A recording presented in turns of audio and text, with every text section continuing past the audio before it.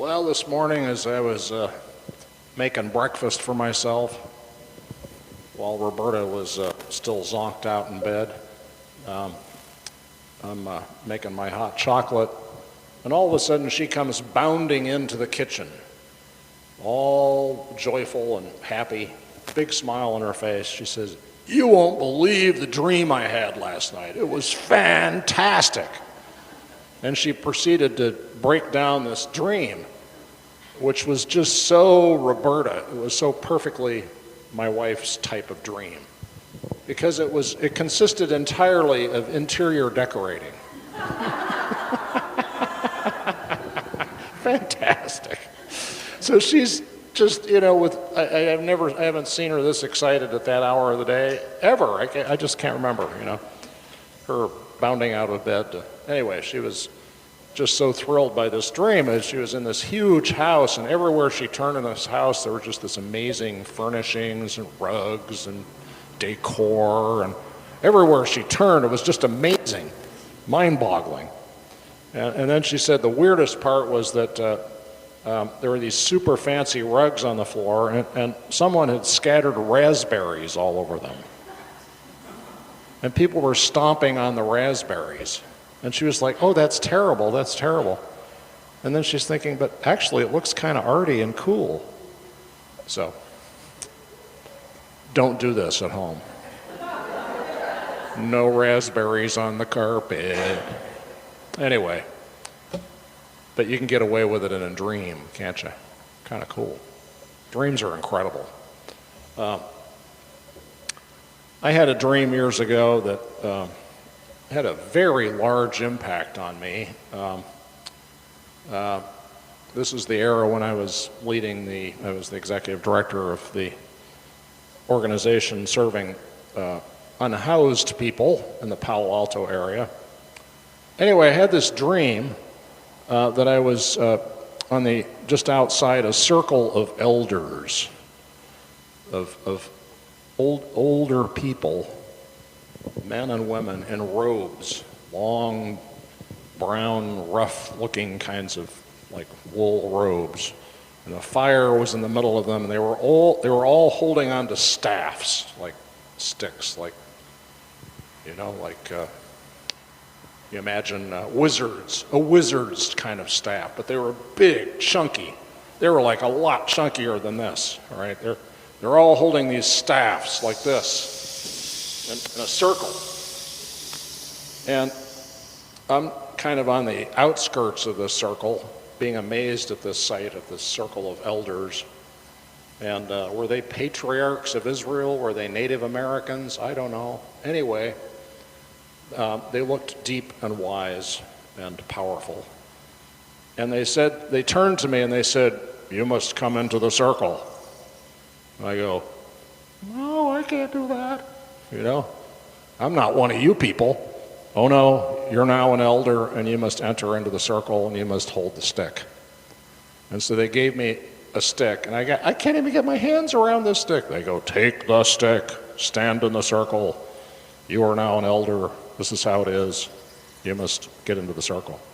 I'm like, okay. I was all freaked out. So I enter the circle. I wake up in the morning, and I'll never forget it. I woke up and I go, "Oh, I think I get it now."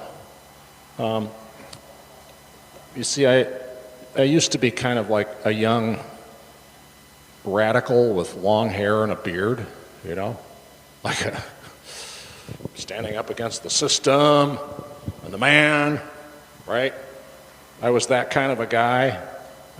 Had that sort of attitude. It was like, we got to stand up for the people, and we're the resistance, and we're the activists for peace and justice. But I woke up from that dream and I realized, Jim, guess what? You're a grown-up now. Things are different for you now, buddy.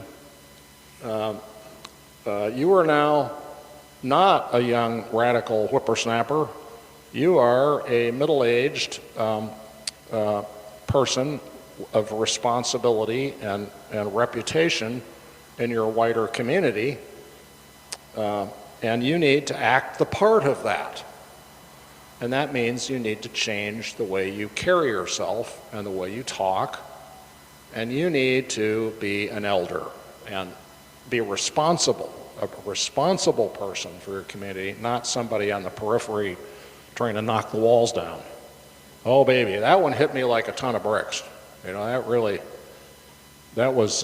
that shook me up, that dream.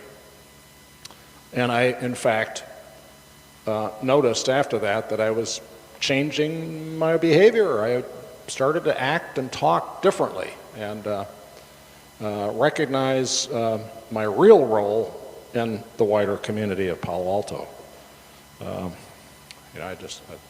I never thought of myself being an insider in the power system of that community, but I realized, dude, you are, and you need to be honest and real about that and act accordingly.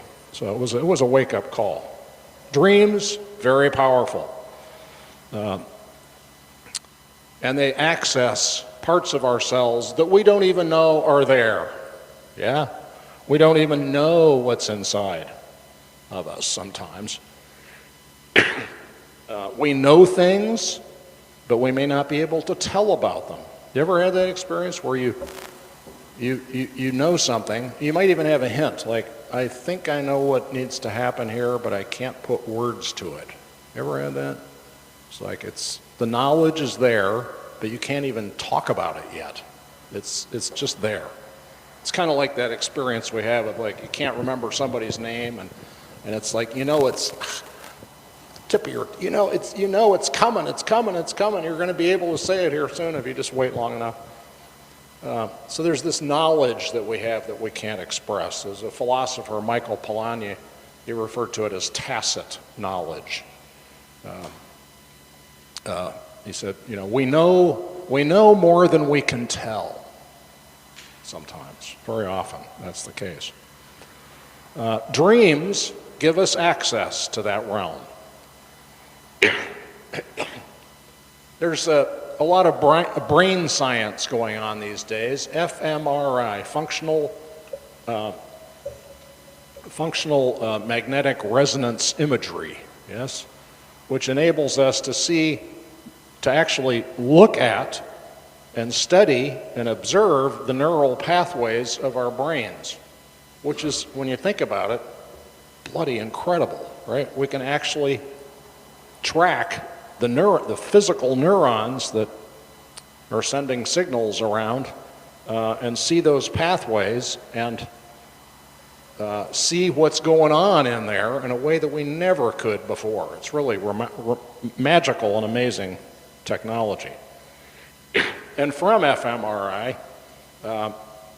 brain science has figured out that we make up our minds about things before we think we have made a decision. Isn't that weird? So it's like, you think like, oh, I just decided now that I'm gonna, go to Alibaba for lunch today, right? In fact, in many cases, according to fMRI's study of the brain, you made the decision to go to Alibaba for lunch an hour ago, and it's only now that seconds, minutes, time has passed. The decision is already made. It just took a while for you to be conscious of it, which is really disturbing, to think that there's some process going on that we're not even conscious of that then results in what we think of as a conscious decision. So that's a whole nother can of worms, right, about whether or not we really have free will. That's a whole different discussion. But suffice it to say that, again, we now have brain science that tells us that, yes, indeed, in fact, we know more than we can tell right this second, right? And that just, for me, what that does for me is it makes me humble, right? That there's a lot more going on inside of me than I have access to right this second. How do we get access to that deep inner knowledge? Well, one way is through dreams, yes? I've been keeping a dream journal for many years, and the effect that that's had on me is very profound. You guys try it. Write down your dreams. Just a sentence. Just a sentence. It doesn't have to be long. Just a little note about what you dreamed is enough to get you going. And you do that for your whole life, you'll learn a lot about yourself. I swear, you will. You'll learn so much about what's going on inside. Christmas is a dreamy time of year, yes? Very dreamy. And in fact, we might even think of the whole Christmas story in the Bible is a story that we can interpret as if it was a dream. It's dream-like, the whole thing, right? It's a myth that is profound and deep and gives us access to our inner experience, just as a dream does. So it's no surprise that in the Christmas story, there are a bunch of dreams, right? We have Joseph having this dream that the Heisingers just read to us today about how Joseph figures out that despite the indiscretion that seems to have occurred, that he should get married to Mary anyway. Yeah? Joseph, in his waking life, Joseph is kind of a hapless guy. Right? All the stuff's going on. Joseph had to deal with a lot of stuff. You think about it, that was a lot that Joseph had to deal with. So in his waking life, the guy is kind of hapless and being bumped around. But in his dream life, he's getting the messages. He's getting access to what he's really deeply intuiting and what he needs to be doing. So then he has another dream later when the child is born that they need to get the heck out of Nazareth and go to Egypt to get away from Herod. It's like, bingo, yeah, Egypt, let's go. Then he gets another dream in Egypt saying, things are cool now, time to go home. But this time to go to Nazareth, not to Bethlehem, because there still could be danger there. Then the same thing with the wise men, right? They have a dream too. In a dream, they are warned that they need to go home to Iran or wherever they were from by a different road than through Jerusalem to stay away from Herod and not tip off what was going on in Bethlehem. So the Christmas story invites us to interpret it as a dream, and the story also invites us to take our dreams seriously and let them open us up to knowledge, insight that's already inside of us, but maybe out of our immediate grasp. Dreams are like keys to the safe where our inner secrets are kept. Dreams are like passwords, yeah? Passwords that give us access into valuable files that are hidden deep in our hard drives, yeah? For many years in different contexts, I've led dream analysis groups with students at USC. I did a number of times, and also with church folks. One of these days we'll do it here again. And I'm always blown away with what happens in these groups. For one thing, when people start sharing dreams, they start spilling stuff that they didn't even know they were spilling, right? They start dishing, and they don't even know they're dishing until after they've dished, until they tell a dream, and people go, oh, okay, that's what's up. Which is why you have to have confidentiality in a dream group, because this is delicate stuff, really. And when we share our dreams with each other, we need to have deep respect for that vulnerability that it creates in that sharing. But so often in these groups, I've seen how folks in the group get insights from their dreams when they're shared and we look at them together. They begin to see stuff they didn't even see when they woke up in the morning after the dream. They begin to see more, and it leads them to important changes that they make in their lives. So I pray for all of us to receive the Christmas gift of insight, the Christmas gift of new awareness of what is going on inside of us, in our hearts and our minds, stuff we don't even know that we know, much less be able to talk about. You know, it's a darkening time of year. The days get shorter, the nights get longer, season for huddling around the fire. And we wonder what's in the wrapped boxes under the Christmas tree. Mysterious, alluring, surprises await. Likewise, it's a time to wonder what's wrapped in the boxes within our own hearts and minds. What a gift to have that inner world unwrapped, revealed, so that we can make better choices, so we can know ourselves better.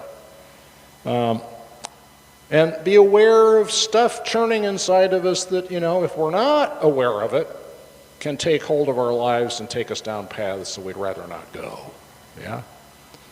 So I invite us all to give ourselves the Christmas present of a dream journal and make notes in it, a quick synopsis, and use our dreams as windows into what's within. Amen.